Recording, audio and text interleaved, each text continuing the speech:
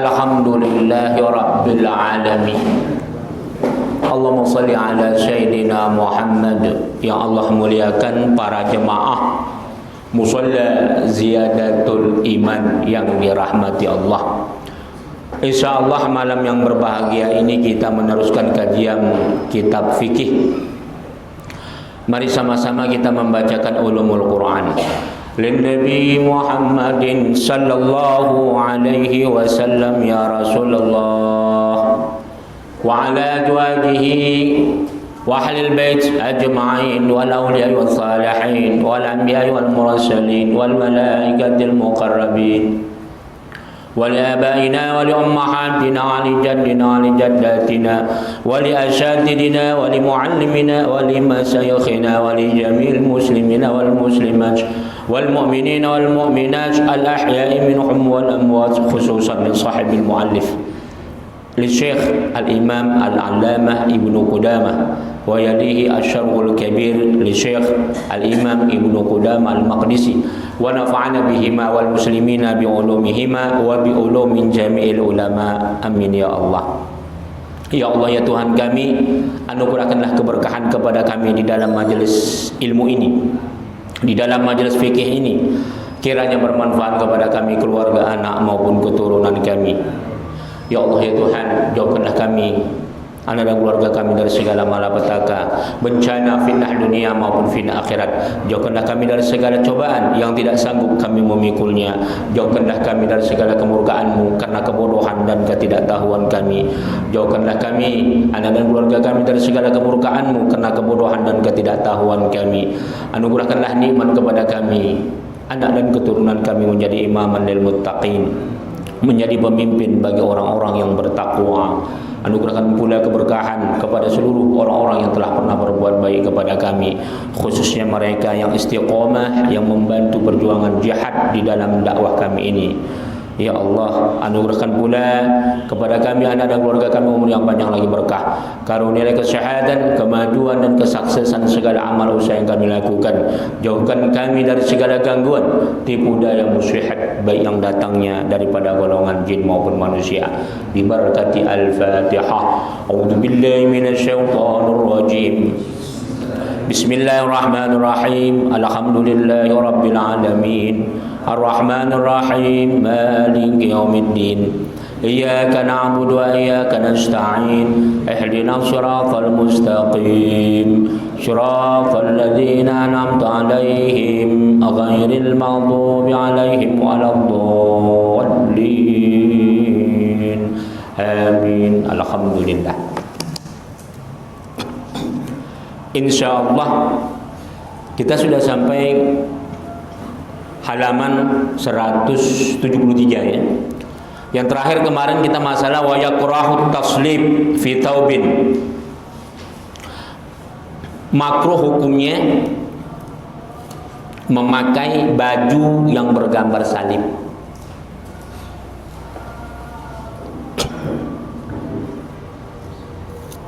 Apa dalilnya? Li'anna Imran bin Hitan, ada hadis bersumber daripada Imran bin Hitan, ruwiya an Aisyah, bersumber daripada Sayyidatu Aisyah, ibunda kita Sayyidatu Aisyah.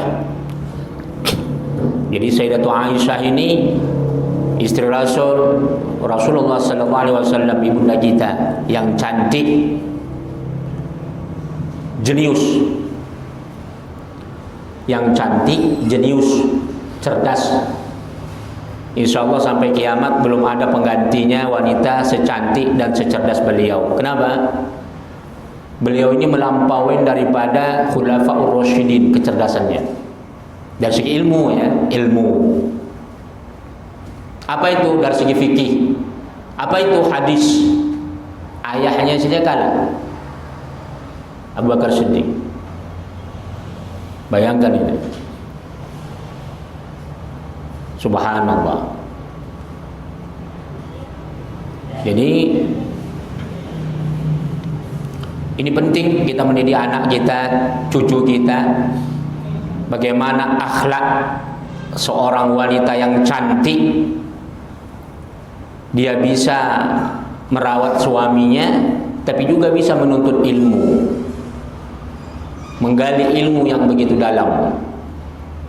Jadi Sayyidatu Aisyah, kemuliaannya itu tak pantas kalau kita senandungkan dengan untaian syair hanya sebatas kecantikan, itu sangat rendah.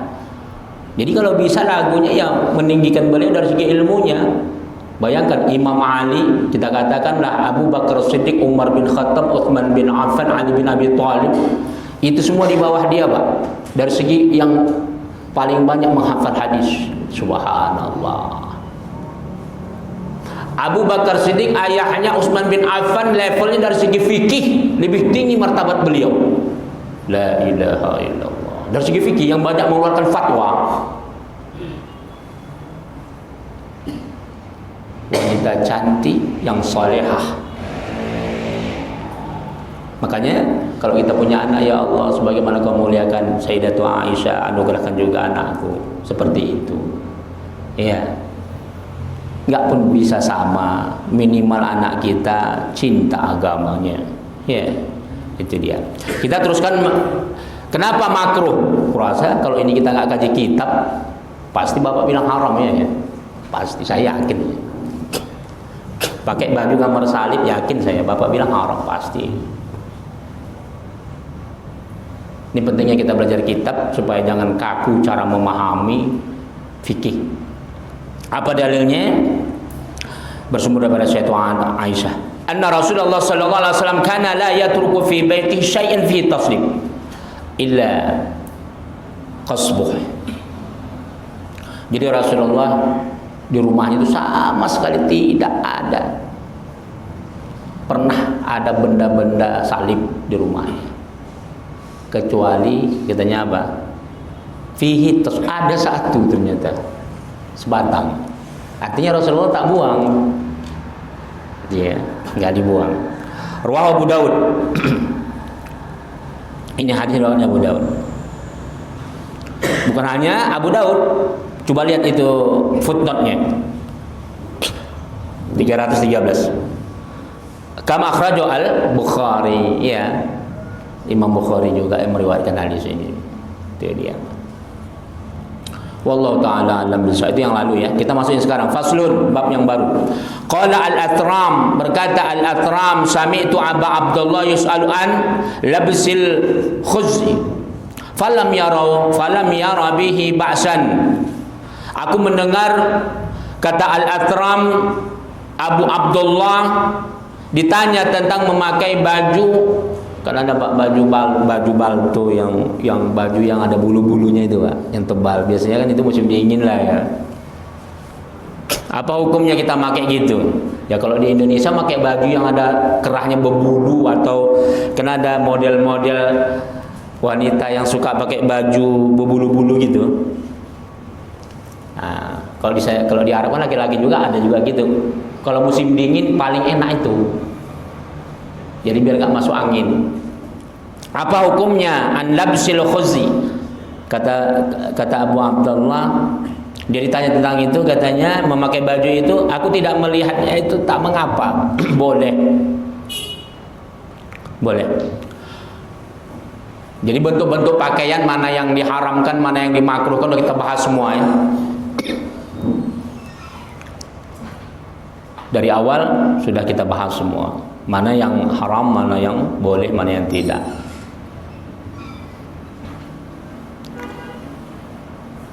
Waruiyal al-Athram, ada juga diriwayatkan oleh Asram juga bi isnadihi, tapi sanadnya yang berbeda. An Imran, bersumber daripada Imran bin Hasin, anak Hasin. Wa Anas bin Malik, bersumber daripada Anas anak Malik. Wal Hasan bin Ali, dan Hasan bin Ali anak Imam Ali. Wa Abi Hurairah, bersumber daripada Abu Hurairah. Wa Qais wa Muhammad bin Al-Hanafiyah wa Ghailan bin Jarir wa Salil bin Auf annahum labisu matariful khizm.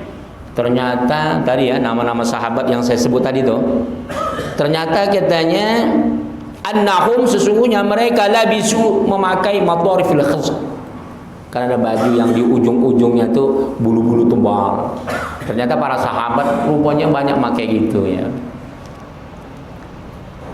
Tapi kalau kita di Indonesia pakai gitu gatal ya. Karena kita musim cuaca kita kan nggak ada musim dingin. Dinginnya kan dingin hujan lah. Kalaupun ada dingin di puncak, mungkin di puncak bisa pakai baju ini. Bisa lah. Kalau di Medan di Brastagi gitu kan, di Irian Jaya di Puncak Jaya. Ternyata Indonesia ada juga rupanya wilayah-wilayah musim dingin ya. Berarti kalau gitu bisa. Tapi beda, musim dingin di kita kelembabannya terlalu tinggi, sehingga kita cepat bau. Dan barang-barang, benda-benda di Indonesia tropis ini cepat rusak. Kalau di Arab, khususnya di Mesir, benda-benda itu awet. Bayangkan, kitab-kitab Pak yang dicetak tahun 1800-an itu masih ada Pak, nggak dimakan rayap. Saya beli majalah Time itu tahun 1928-30 itu Pak, masih awet Pak, walaupun warnanya udah tapi nggak rusak. Banyak buku-buku yang tua, tapi sampai di sini ya udah berjamur dia kan, dimakan rayap. Jadi kalau di Indonesia cepat dimakan rayap. Jadi kalau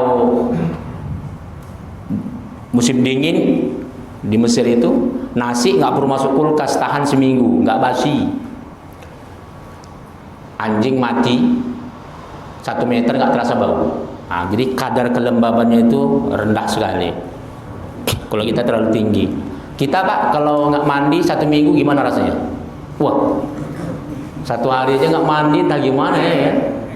Kalau di Mesir 1 minggu nggak mandi, insya Allah nggak bau, tapi berkerak aja lah. Kan?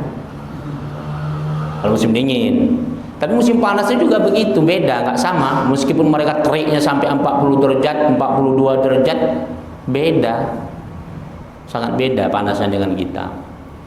Kalau kita kan cepat berkeringat panasnya. Kelembaban itu tinggi. Jadi meskipun panas, kita keringat cepat. Jadi pakaiannya, cara berpakaiannya pun beda juga. Jadi para sahabat ya, bahkan cucu Rasulullah Sallallahu Alaihi Wasallam yang kita sebut tadi itu juga pakai itu, ya kan? Seperti Sayyidina Hasan bin Ali, ya. Termasuk Muhammad bin Al-Hanafiyah, nah, itu cucu-cucu Rasulullah Sallallahu Alaihi Wasallam. Wa bi isnadihi an Qatadah, ini juga sumbernya, an Anas bin Malik wa A'id bin Amru wa Imran bin Hasin wa Abu Hurairah wa Ibnu Abbas wa Abu Qatadah kanu yalbasuna al-khizza. Ternyata Ibnu Abbas, Abu Hurairah, Abu Qatadah juga suka juga pakaian begitu. Boleh ya. Ternyata boleh. Wa bi isnadihi an Abdurrahman bin Auf. Ada juga hadis yang sanadnya bersumber daripada Abdurrahman bin Auf wal Husain bin Ali, cucu Rasulullah, wa Abdullah bin Haris bin Abi Rabi'ah wal Qasim bin Muhammad annahum labisu jibabul khizr. Ternyata sahabat cucu Rasulullah juga suka memakai pakaian ya, penutup, bahkan ada penutup al-jibabul khizr, penutup kepala, penutup badan yang berbulu. Wa bi isnadihi an Anas bin Malik wa Syuraih annahum labisu baranis khizr.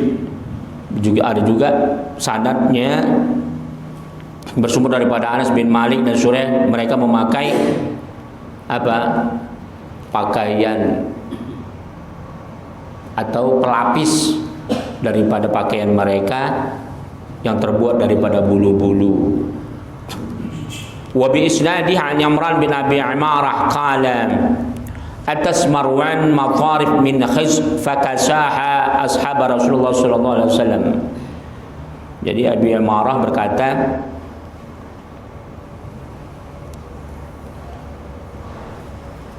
si Marwan katanya apa? Dia memakai baju atau jubah, pakaian yang di ujungnya itu ada bulu-bulunya. Dia bawa, ternyata para sahabat Rasulullah memakainya. Fakasha Abu Hurairah. Pas mereka bawa, ternyata Abu Hurairah lihat dipakainya. Mutrifan min khazin akbar fakana yalbusu ithnani bi syi'atih. Jadi ternyata baju yang dipakainya itu di ujungnya itu mengandung bulu-bulu ya. Mereka pakai ada 2 helai yang panjang. Wa hadha istahara falam yadhhar bi khilaf fa kana ijma'an. Jadi ini katanya masyhur, pakaian ini tidak ada perbedaan pendapat di kalangan para ulama, fa kana ijma'an. Maka ini jadi ijma'. Makanya menurut jumhur ulama, jadi kalau kita udah bicara jumhur ulama, siapa yang dimaksud? Mazhab Imam Hanafi, mazhab Imam Malik, mazhab Imam Syafi'i dan mazhab Ahmad bin Hanbal membolehkannya, mubah hukumnya ya. Hukumnya mubah. Apa yang dikatakan mubah? Dipakai tak berpahala, ditinggalkan pun tak berdosa. Ma la yutabu ala fi'lihi wa la yu'aqibu ala tarkih. Itu mubah ya. Wa ruwiya Abu Bakar bi isnadi an Ahmad bin Abdurrahman Ar-Razi haddatsana Abi qala akhbarani Abi Abdullah ibn Sa'id an Abi Sa'id qala ra'aitu rajulan yatajara ala buqlah bayda ala imamah khizr sauda.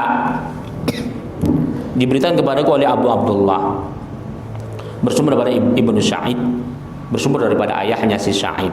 Dia berkata, aku melihat ada seseorang ketika dia berjalan lagi menunggangin bagal, ya seperti keledai warna putih.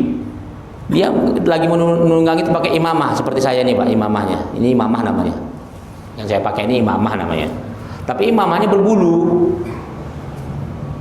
warna hitam, warna Faqala, dia berkata, kasaniyah Allah sallallahu alaihi wasallam. Katanya apa? Rasulullah sallallahu alaihi wasallam juga memakai seperti ini. Wa ruya Malik fi Muwatta'ih. Diriwayatkan juga oleh Imam Malik di dalam kitab Muwatta'nya. Ini kitab Muwatta' yang kita ajarkan setiap malam Ahad di Masjid Uswatun Hasanah. An Aisyah, bersumber daripada Sayyidatu Aisyah, Kasan Abdullah ibnu Az-Zubair matrafu khiz kana talab busuh. Ini diriwayatkan hadis ini oleh Imam Malik. Jadi katanya ternyata Sayyidatu Aisyah juga memakai baju ini. Ia dapatnya dari Abdullah bin Zubair. Baju itu, kain itu ujungnya itu berbulu. Jadi kain yang untuk pelapis badan itu ada bulunya. Tebal ya. Ini biasanya orang-orang Eropa bermodel-model. Kalau saya lihat sekarang ini sangat banyak model-modelnya. Itu dia. Wallahu ta'ala alam bisawab. Sekarang kita masuk yang baru. Faslun wa hal yajuz li wali sabi ayal bisahul harir. Faslun, masalah yang baru ya. Bolehkah bagi orang tua memakaikan anaknya pakaian sutra? Boleh enggak? Anak-anak dipakaiin sutra, kan belum balik dia, boleh enggak? Fihi wajhan, ada 2 pendapat. Asbahuhuma bis-shawab tahrimuh. Jadi pendapat yang pertama katanya haram. Di umumi qauli Nabi sallallahu alaihi wasallam, hurima libasul harir. Jadi pendapat yang pertama katanya apa? Haram. Sebagaimana umumnya hadis Rasulullah sallallahu alaihi wasallam, hurima libasul harir. Diharamkan memakai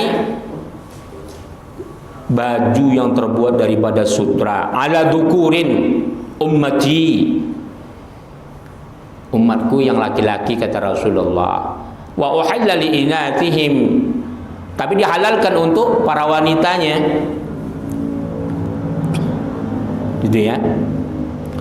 Ada juga hadis waruya Abu Daud bi isnadi an Jabir kana, ada diriwayatkan oleh Abu Daud dengan sanadnya bersumber daripada Jabir berkata, kunna nanza'u anil ghilman wa natrukuhu 'alal jawari. Apa kata Jabir? Dia berkata, kami menanggalkannya, artinya mencabut. Kami cabut aja pakaian yang terbuat dari sutra dari anak-anak kami. Kalau kemudian kami wa natruhu 'alal jawari, kami serahkan sama apa namanya, kalau bahasa kita sekarang pembantu, pelayan, apa namanya, pelayan ya. Sekarang asisten rumah tangga ya, asisten. Wa qadima Hudzaifah min safarin wa ala sibyanihi qamas bil harir famazaqaha ala sibyan wa tarakaha ala al jawari. Gitu juga ternyata Hudzaifah ketika dia berjalan sama anaknya, dia pakaikan pakaian sutra, kemudian apa? Dia ambil dari anak itu. Kemudian dia tinggalkan. Dia titipkan sama asisten rumah tangganya gitu ya. Akhrajahul Asram. Wa ruya aidan an Abdurrahman bin Yazid. Ada riwayatkan juga bersumber daripada Abdurrahman anak Yazid qala kuntu rabi arba'a aw khamsa ma Abdullah faja'a ibnu lahu saghir alaihi qamas min harir fada'ahu faqala lahu man kasaka hada. Jadi kebetulan si Yazid, aku katanya bersama ada anak-anak sekitar ada 4 orang atau 5 orang gitu lah. Umurnya pun masih kecil, sekitar umur 4 tahun, 5 tahun. Bersama Abdullah.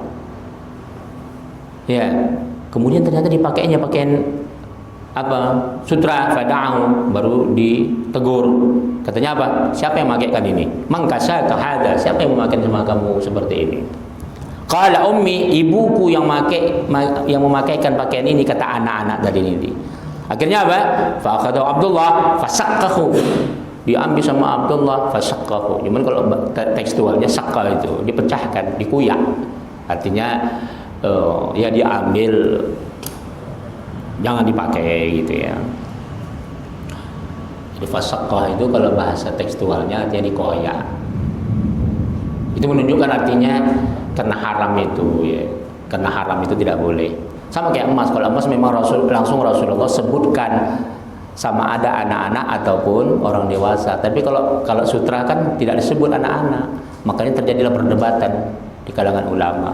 Tapi mayoritas mengatakan tak boleh. Nanti di sini disebut ya. Sebagian akan mengatakan boleh. Wal wajhul akhar, ini ada pendapat yang lain. Dzakaru ashabina. Menurut pendapat ashabina, siapa yang disebut ashabina? Ini ya, ulama-ulama mazhab Ahmad bin Hanbal. Annahu yubah, boleh katanya kalau anak-anak. Li'annahum ghairu mukallafin, karena anak-anak itu katanya ghairu mukallaf, belum dibebani syariat. Fala yata'allaqu tahrim bil libsihim. Jadi fala yata'allaqu at-tahrim bil libsihim.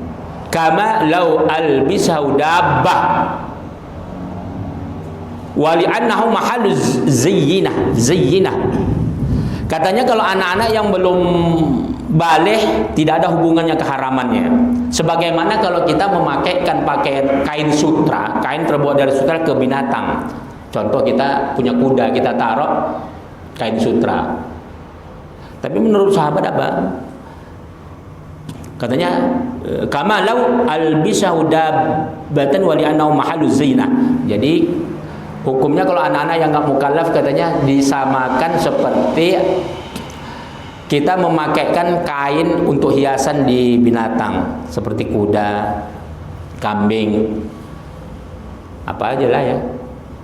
Fahum kan nisa. Jadi kalau binatang yang dia dibalut dengan kain sutra, kita katakan kuda, itu sama saja hukumnya dengan wanita katanya. Wal awwalu asahhu li zahiril hadis. Wal awwalu asahhu li zahiril hadis. Kata ulama dibantah ini pendapat ini. Pendapat yang pertama yang lebih asah, yang lebih benar. Yang kedua jangan diamalkan. Jadi kita pun gitulah ya. Bagaimana, boleh nggak kita ngamalkan yang pendapat yang kedua? Kalau sebab doruri saja lah, sebab doruri saja. Kalau nggak doruri jangan. Itu kalau kita memakai talfiq. Tapi sebaiknya jangan. Itu dia ya. Meskipun pendapat ada yang mengatakan membolehkan. Wal awwalu asah. Pendapat yang pertama adalah lebih asah li zahiril hadis, sebagaimana zahir hadisnya mengatakan seperti itu. Wa fa'ala sahabat. Dan itu yang dilakukan oleh sahabat. Jadi para sahabat tidak pernah menggunakan itu ya, pakaian-pakaian dari kain sutra. Kecuali ya, kemarin sudah kita jabarkan sangat panjang lebar hanya untuk menempel sebanyak 4 jari, 2 jari, 3. Ya seperti kantong saya inilah umpamanya, sebesar kantong ya, itu boleh. Kalau sutra. Kalau emas nggak ada istilah sedikit banyak, tetap haram kalau dipakai. Kalau perak sudah kita jabarkan ya, tidak boleh daripada mithqal. Jadi kalau kita mau pakai mazhab Imam Malik, jangan lebih daripada 6 gram. Jadi kalau jumhur ulama paling banyak mengambil pendapat Imam Syafi'i tentang masalah perak. Jangan sampai lebih daripada 3 gram. Ya, jangan sampai lebih dari 3 gram. Ukurnya miskal. Wa ta'ala tahrim bitamkinihim minal muharrimat katamkini minasyarbil khamar wa akal riba wa ghairihima. Jadi katanya ini hubungannya masalah keharaman. Jadi diharamkan itu sedikit atau anak-anak atau orang dewasa, memungkinkan mereka menggunakannya itu menyebabkan mereka haram, sebagaimana mereka meminum khamar atau mereka memakan riba atau perkara-perkara yang haram yang lainnya. Jadi tidak boleh. Wa kaunuhum mahallu zinah ma'a tahrimil istimta' bihim yaqtadi tahrim. Jadi karena katanya kalau untuk laki-laki itu kan posisinya mahallu zinah, untuk hiasan, maka tidak boleh. Berarti kan dia memang untuk hiasan, pakaian sutra itu memang untuk perhiasan gitu ya. Jadi bagi laki-laki itu katanya tidak boleh, haram. Jadi al-istimta' bihim, kita sangat menggemari, kita senang dengan keindahan sutra itu, khusus laki-laki. Yaqtadi tahrim, ini itu yang menyebabkan kita diharamkan itu dia. Jadi nggak boleh ya. La alibaha bi khilafi nisa. Jadi tidak ada perbedaan. Kalau untuk wanita mubah boleh, dia. Wallahu a'lam. Hanya Allah yang Maha mengetahui. Wallahu ta'ala a'lam bishawab. Silakan kalau ada pertanyaan. Kalau enggak nanti kita akan datang bicara tentang masalah bagaimana kalau terbuka aurat salatnya, dudukkah atau boleh enggak berdiri. Oh, dia. Wallahu ta'ala a'lam bishawab. Silakan kalau ada pertanyaan. Betul. Gimana Ustaz? Dari sini kan kadang-kadang banyak maksud juga supaya laku bicara misalkan itu sutra gitu kan, kayak madu misalnya gitu kan, atau emas tadi kan. Nah itu gimana Ustaz? Baiknya kita hindarkan apa itu kan, kalau itu tidak ada apa gimana Ustaz? Gitu. Terus kedua mengenai kulit Ustaz, sekarang kulit kan apakah diharapkan memakai binatang kan, kayak ikat pinggang, jaket atau sepatu gitu, itu gimana untuk kita dan kalau binatang datang yang mana yang nggak boleh dipakai gitu. Itu aja ya. Alhamdulillahirabbil alamin. Kalau kita sudah tahu itu palsu, selagi dia bercampur tetap nggak boleh, kecuali sedikit ukurannya. Jadi tetap nggak boleh walaupun dia palsu. Tapi kalau palsunya memang muzayyafahnya memang safi, kopi luwak katanya kan, gambarnya aja luwak tapi bukan kopi luwak ya kan, kopi yang diekstrak. Nah itu lain.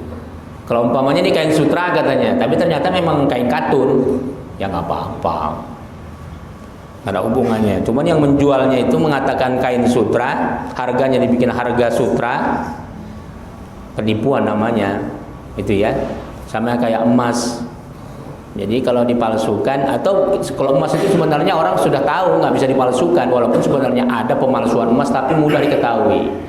Cuma sering menipu, emas ini sering ditipu. 23 karat dibilangnya 18 karat, 24 karat yang dia 99,99% dibilangnya 24 karat yang tidak LM. Nah itu banyak penipuan. Nah ini berkali-kali saya ulang, rata-rata penjual emas, pembeli emas penipu, rata-rata. Maaf agak kasar, silahkan lihat nih tulisan saya berapa tahun yang lalu, mungkin sudah ada 4 tahun 5 tahun yang lalu, tentang masalah jual beli emas di Indonesia. Judulnya jual beli emas di Indonesia dalam kubangan api neraka. Jadi memang Itu repotnya kita. Seharusnya pemerintah bertanggung jawab. Ini kan pemerintah hanya memberikan harga formalnya saja, 1 gram sekian. Sebenarnya harga emas itu sudah pas, itu sudah cocok, pemerintah yang menetapkannya. Cuman mereka tidak kontrol di pasaran, sehingga masyarakat kita banyak tertipu. Ya, yang lebih sedih lagi di arah Madura, Pak. Orang Madura itu kalau dia panen, Pak, kita katakanlah mereka lagi dapat rezeki sebulan itu panen apa sajalah, mereka dapat duit, itu bondong-bondong beli emas loh. Nanti ketika mereka paceklik jual emas semua, nyengolahkan anak ini. Di situ kesempatan tukang-tukang toko emas itu menipu masyarakat. Itu sedih kita nengok masyarakat tidak dikawal oleh pemerintah. Bahkan pemerintah pun sekarang hampir terjebak dengan riba, jual beli mencetak emas, kita katakanlah antam. Itu kan sekarang modus operandinya sudah mengarah kepada riba. Harga casing lain, harga nempah lain, harga pesan lain. Nanti kita jual, kita beli pun, Pak, kena pajak itu. Dijual pun kena pajak. Itu ya. Jadi pemerintah pun sekarang sudah terjebak. Insya Allah akan kita keluarkan fatwa itu, tapi nanti ada masanya. Dulu sempat saya pernah waktu muktamar Al-Wasliyah dulu, ketika pemerintah mengambil pajak sampai 30%, sampai 40% itu mau kita haramkan, Pak. Zakat saja 2,5%. Memang sebenarnya maslahat untuk bangsa, tapi kan jangan sampai melampaui batas. Oke lah 20% masih diterima. Kalau sampai 30%, 40% itu kan luar biasa itu. Jadi Bapak nabung deposito itu kena 30 interestnya itu bisa sampai kena 30% kalau yang di atas sekian miliar. Itu luar biasa.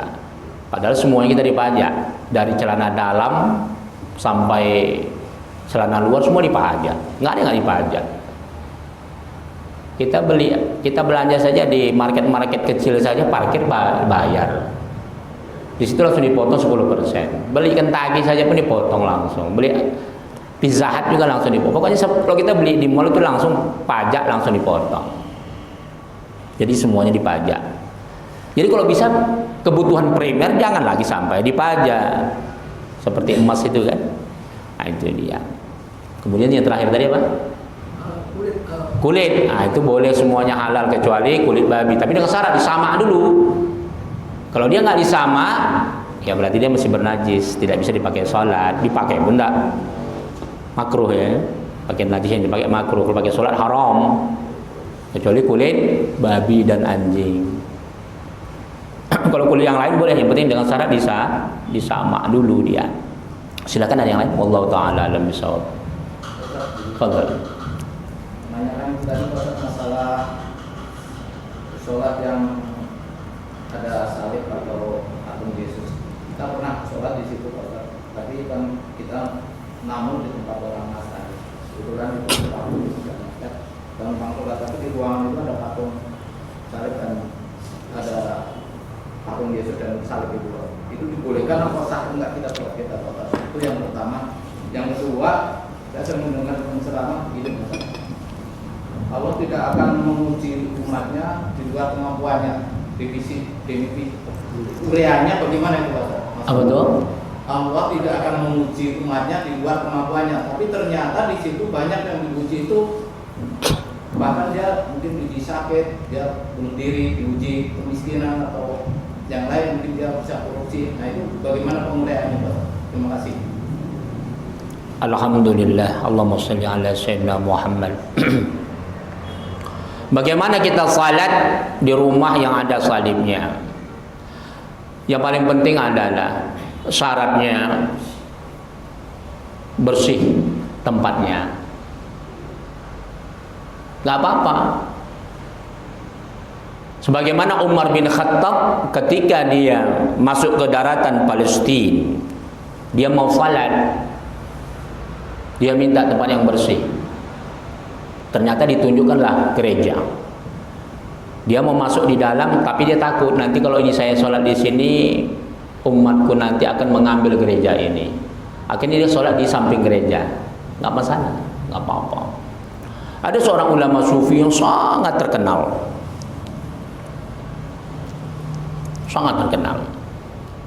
Dia datang jalan-jalan ke sebuah penduduk kampung. Kampung itu mayoritas beragama Kristen. Akhirnya dia bertanya, dia jumpa seorang rumah biarawati. Saya mau sholat, katanya. Ada nggak tempat di sini yang bersih? Tersinggunglah biarawati ini tadi. Apa kata biarawati? Bersihkan dulu hatimu. Setelah itu kamu sholat di mana saja, di tempat sini. Terperanjat ulama sufi ini tadi. Astagfirullahaladzim. Artinya boleh sholat di situ. Jadi hikmah cerita saya yang terakhir yang tadi, bertanya itu jangan seperti itu lain kali begitu ya. Bayangkan itu ulama sufi yang sangat besar, yang sangat terkenal sekali. Jadi pentingnya kita membersihkan hati. Apa hikmah di situ? Apapun agamanya, kita nggak boleh berburuk sangka dengan mereka. Apalagi sampai menzaliminya. Sampai Rasulullah SAW mengatakan, barang siapa yang menzalimi orang-orang tak berakidah, makbul doanya. Itu pertama. Yang kedua, barang siapa yang dia menyakitin atau memberikan beban fauqa taqatihi, ahlul dhimmah, orang-orang Yahudi, orang-orang Nasrani yang bergaul sama kita, yang hidup aman di bawah naungan kita, kita beri dia tanggung jawab yang lebih tinggi dari kita. Kita zalimi dia. Ana hujaituhu yaumil qiyamah. Aku sendiri, kata Rasulullah sallallahu alaihi wasallam, akan menuntut dia pada hari kiamat. Bayangkan, Pak. Bapak mencuri, itu Rasulullah enggak mau ikut campur di akhirat. Kita sendiri bertanggung jawab. Bapak berbuat maksiat, kita berbuat maksiat di akhirat, nanti Rasulullah diam. Kita sendiri bertanggung jawab. Tapi ketika kita sakiti orang-orang yang non-Islam, Rasulullah SAW akan menuntut kita di hadapan Allah di akhirat nanti. Hati-hati itu. Jadi jangan menganggap ringan masalah orang-orang yang tak berakidah kita remehkan. Itu dia. Tadi pertanyaan sebenarnya masalah sholat di gereja ya. Wallahu ta'ala alam bisawab. Kemudian cobaan. Udah lebih berat. Sebenarnya Allah tidak memberikan cobaan sesuai dengan kemampuannya. La yukallifullahu nafsan illa wus'aha, laha ma kasabat wa 'alaiha ma iktasabat. Allah bebankan tanggung jawab syariat apa saja sesuai dengan kemampuan dan usaha kita. Lantas kenapa ada orang yang mati bunuh diri, tak sanggup dia mendapat penderitaannya? Ada orang yang dia sudah berusaha bangkrut, dia nggak tahan, stres. Itu bukan dia tak mampu. Sebenarnya dia mampu, dia menghadapi cobaan itu, tapi memang hatinya kotor, perbuatannya kotor. Ketika hati kita kotor, nggak usahkan kita dicoba Allah masalah bangkrut. Kita duduk di sini, Pak. Kita duduk saja. Uang kita 1 miliar di sini. Ketika hati kita kotor, uang 1 miliar, kita akan berpikir kita untuk berzina. Kita duduk di sini, meskipun kita dalam kondisi kaya, hati kita busuk nengok tetangga kita. Ketika hati kita bersih, sebesar apapun cobaannya, ya Allah, ini adalah takdir yang harus kujalani. Wa ma asabakum min musibatin fabima kasabat aydikum wa ya'fu an katsir. Tak ada musibah yang menimpa engkau, kata Allah, sekecil apapun musibah itu, meskipun musibah itu disebabkan oleh tanganmu sendiri, kata Allah, kalau engkau sabar akan kuampunkan dosa-dosamu. Jadi aneh, gara-gara bangkrut dia putus asa, gara-gara bangkrut dia dulu saya sholat, Ustaz, ada datang kemari jemaah, ada datang kemari orang dari luar, saya lihat orangnya kekar, sehat. Saya dulu banyak mobil Ustaz, bangkrut semuanya hilang. Saya menikah jadi cerai. Dulu saya sholat, sekarang saya nggak mau sholat lagi. Ketawa saya. Kamu mesti mendingan seperti ini. Kamu tahu orang-orang di Aceh yang kena tsunami, saya bilang, yang matanya hilang, yang kedua orang tuanya hilang, yang cacat segala macam, mesti mau sholat. Anda kayak gini sempurna tak mau sholat. Akhirnya sholat di sini. Sholat dia sebentar, habis itu begini. Jadi itu ya. Nggak ada yang tak mampu. Selagi hati kita kotor, hati kita tidak pernah sabar terhadap cobaan yang diberikan Allah. Udah, sekecil apapun, sekecil apapun musibah, kita nggak ikhlas. Sebesar apapun nikmat yang kita dapatkan, kita nggak bersyukur. Percayalah itu. Itu makanya dalam tasawuf itu disebut ahwal itu dia. Gitu. Macam mana dia nggak putus asa? Ahwalnya nggak beres. Amal soleh. Jadi ahwal itu amal soleh. Kemudian al-muzakkiyatun nafs atau tazkiyatun nafs, membersihkan roh jiwa kita. Kemudian yang terakhir ada al-musaffiyatul lil qalb, membersihkan hati. Kalau yang tiga ini tak pernah kita lakukan, maaflah Pak, istri orang istri dia, harta orang harta dia, nggak ada yang beres. Jadi jangan kita lihat dia seolah-olah nggak mampu. Enggak. Berapa banyak orang yang jual kerjaannya pemulung. Berapa banyak orang yang nggak makan di pinggir jalan itu, tapi dia bisa bertahan sholat, dia bisa masih mempertahankan akidahnya. Jadi nggak ada alasan ya. Itu hanya berkelit saja, berkilah saja. Memang dia mau menjerumuskan dirinya. Kalau kita sudah nggak bersyukur, apa kata Allah? Watlu alaihim naba'al ladzina atainahu ayatina fansalakha minha fa'atba'ahu syaitan fakana minal ghawin. Kata Allah, ketika kita sudah diberikan nasihat tentang Al-Quran, banyak ustaz-ustaz ceramah segala macam, pokoknya ajaran agama sudah sampai sama kita. Udah, tapi kita nggak mau, suruh sholat nggak mau, jangan maksiat nggak mau, dikasih nikmat harta yang banyak bersyukur, keluarkan zakat nggak mau. Udah, ketika kamu susah, bangkrut, sabar nggak mau. Apa kata Allah? Fa'atba'ahu syaitan. Setan akan terus mengiringi dia, fakana minal ghawin, sampai dia bunuh diri, sampai dia murtad, sampai dia mati. Sampai sesat dia. Jadi bukan karena nggak mampu, nggak ada yang nggak mampu. Allahu Akbar. Saya pernah hampir meneteskan air mata. Seorang ibu di daerah Nusa Tenggara Timur ingin haji, Pak. Saking kepingin haji, Pak. Seorang ibu yang umurnya sudah usia lanjut menyelam di dasar laut mencari udang yang harganya mahal, mereka jual, mereka kumpulkan untuk naik haji. Perempuan, Pak, seorang ibu menyelam, tidak pakai alat apa-apa, pakai badan kosong, saking kepinginnya naik haji. Itulah pekerjaan dia setiap hari. Dia jual 1 ekor udang, dia dapat, dia jual, dibaginya lah sedikit, dia tabung sedikit untuk makan anaknya. Allahu Akbar. Berapa banyak tukang beca yang anak jadi dokter, profesor, orang yang bersyukur. Dia silakan ada yang lain. Wallahu taala. Assalamualaikum warahmatullahi wabarakatuh. Waalaikumsalam. Mungkin kita akan membahas satu itu yang lagi isu lagi trending ini mengenai seseorang yang dia menantang untuk minta dikapling di neraka. Itu hukumnya gimana itu, Ustaz? Seorang wanita yang meminta kapling di neraka. Iya. Itu ya. Jadi kita harus tahu, itu memang viral, tapi kita harus tahu sebabnya. Kenapa dia ngomong kayak gitu? Orang kalau sudah, maaf, ini orang yang sudah bejat, jangan kita ledekin lagi. Jadi itu dia diledekin terus. Ente begini segala macam akan masuk neraka. Ngamuk dia. Biar saya memang sengaja mau biar masuk neraka. Saya kepingin jumpa selebritis yang memang dia bakal masuk neraka. Karena dia dipancing memang.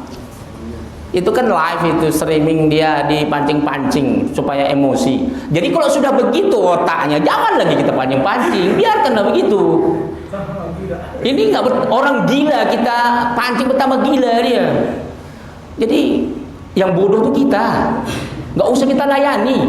Makanya banyak kali teman-teman yang dari Timur Tengah, adik-adik kelas saya itu kan, karena dia ingin membela Habib Rizik.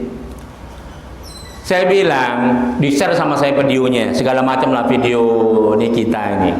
Saya bilang, nggak usah kita layani. Kalau kita melayani orang seperti ini makin bodoh, kitanya yang bodoh. Nggak usah. Yang Yang paling penting kita kritisi adalah orang yang alim, tokoh. Kalau dia salah itu kita perlu tegur. Kalau orang seperti itu jutaan, ribuan, dia tahu kebenaran, gak usah lagi kita nasihati, biarlah begitu. Kita udah sampaikan dakwah itu sama mereka. Jadi orang awam jangan dilayani, sama kayak di medsos, di grup WA. Bayangkan Pak, dia tahu kita, dimaki-makinya kita karena berbeda pendapat. Kalau kita lawan, makin bodoh kita. Jadi biarkan aja gitu. Biarkan aja gitu. Lepaskan aja. Ah, itu dia ya. Jadi cuman hukum asal bagaimana, kita nggak boleh ya menantang neraka, meremehkan surga. Apalagi kita sampai menantang, ya nggak apa-apa, jangan, itu nggak boleh. Kalau kita meremehkan azab Allah, hati-hati. Apa kata Allah? Likulli naba'in mustaqar. Hati-hati. Fasawfa ta'lamu. Hati-hati.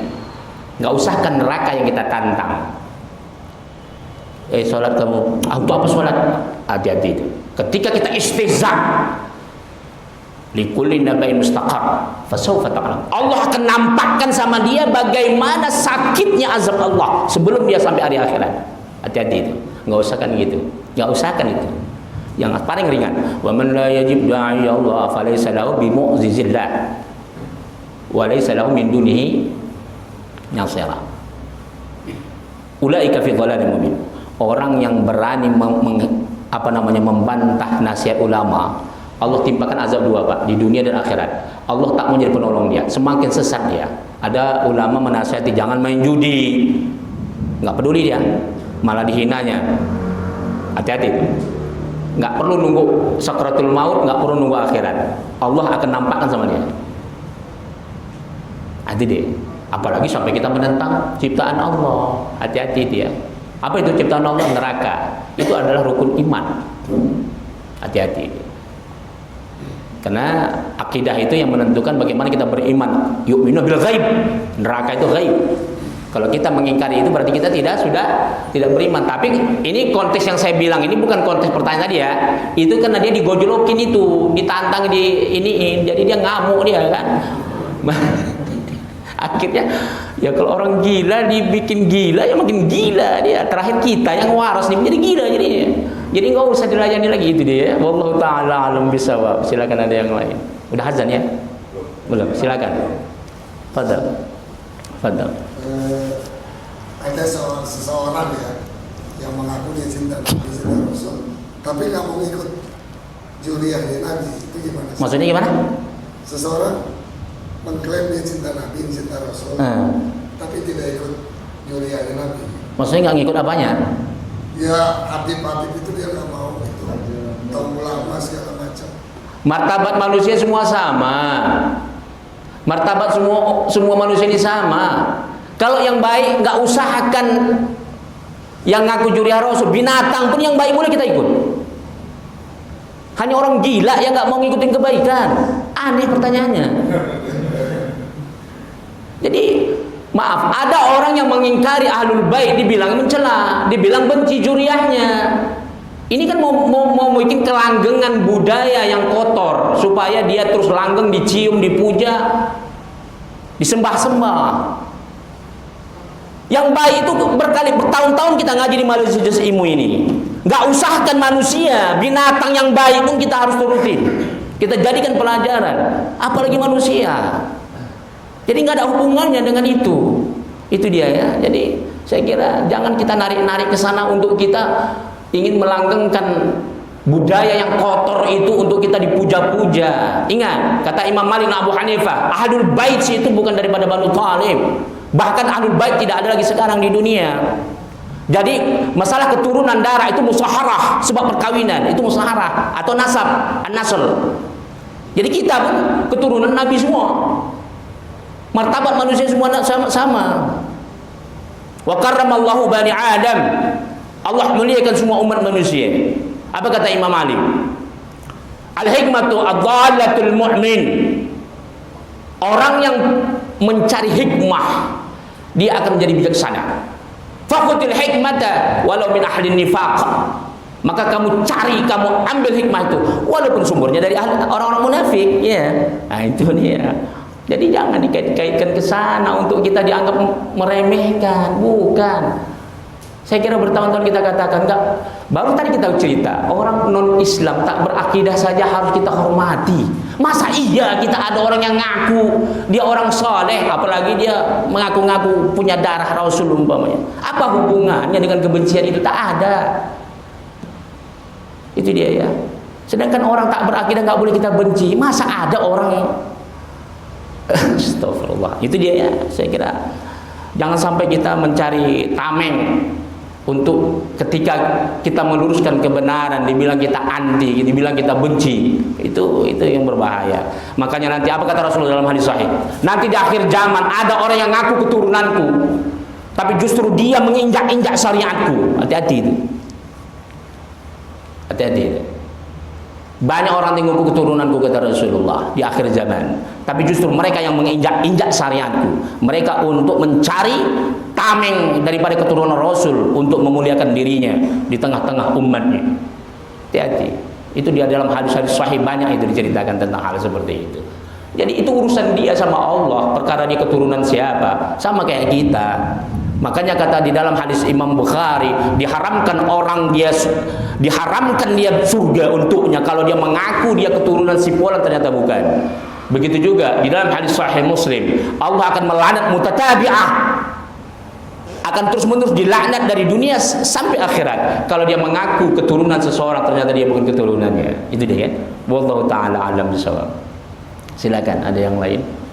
Fadhal. Bab pengusiran iblis dari surga Ustaz. Kan memang dikatakan bahwasanya iblis tidak taat kepada Allah. Sedangkan pada saat ini sampai saat ini kan iblis itu terlaknat dan tempatnya di neraka. Padahal saat ini masih banyak manusia-manusia itu yang seperti iblis, tapi seandainya dia itu bertobat, itu diterima oleh Allah. Sedangkan iblis kenapa kok tidak, Ustaz? Yeah. Itu ya. Jadi di dalam Al-Quran itu disebutkan iblis itu dulu sudah bersumpah sama Allah, memang tidak mau dia beriman, tapi dia minta syarat. Ya Allah, nanti dia itu iblis kata Allah kabarikan dalam Al-Quran, dia hanya minta satu syarat, meskipun dia sudah dilaknat Allah, dia bakal kekal selama di dalam api neraka. Dia akan terus menggoda manusia sampai sehancur-hancurnya, sampai manusia itu dia tidak mau bersyukur. Kata Allah, hanya hambaku lah yang bersyukur, mereka itu yang tidak akan bisa digoda oleh iblis. Makanya ketika Rasulullah SAW membaca Alif Lam Mim Sajadah, iblis itu menangis, dan dia mencicing lari setiap dibaca Alif Lam Mim Sajadah. Itulah dia yang kita selalu baca setiap subuh Jumat. Tahu kenapa? Kenapa manusia mau bersujud kepada Sang Pencipta sementara aku tak mau, kata iblis. Tapi dia sudah memang kadung bersumpah di hadapan Allah, Allah kekalkan dia sampai hari kiamat. Beda dengan jin ya. Jadi iblis itu abul jin, ayah dedengkotnya, nenek moyangnya daripada bangsa jin. Jadi kalau bangsa jin memang dia mati. Jadi dia dikekalkan Allah sampai hari akhirat, sampai hari kiamat. Tapi tadi itu sumpahnya, dia memang terus akan menggoda manusia dari kanan, dari kiri, dari depan, dari belakang, kecuali orang-orang yang bersyukur. Wala tajid aktsaruhum asyakirin, kata Allah. Kamu tidak akan bisa mendapati orang-orang yang bersyukur mampu kamu goda. Itu dia ya. Wallahu taala alam bisawab. Itu saja. Udah ya. Wallahu taala alam bisawab. Bi barakati al-Fatihah. A'udzu billahi minasyaitonir rajim. Bismillahirrahmanirrahim. Alhamdulillahi rabbil alamin arrahmanir rahim maliki yaumiddin. Iyyaka na'budu wa iyyaka nasta'in. Ihdinas shiratal mustaqim. Shiratal ladzina an'amta 'alaihim ghairil maghdubi 'alaihim waladdallin. Amin. A'udzu billahi minasyaitonir rajim. Bismillahirrahmanirrahim. Allahumma ja'al hadzal majlis barakatan wa mubarakah wa ba'id 'alaina fitnatan minad dunya wal akhirah. Walhamdulillahi rabbil alamin. alamin. Assalamualaikum warahmatullahi wabarakatuh.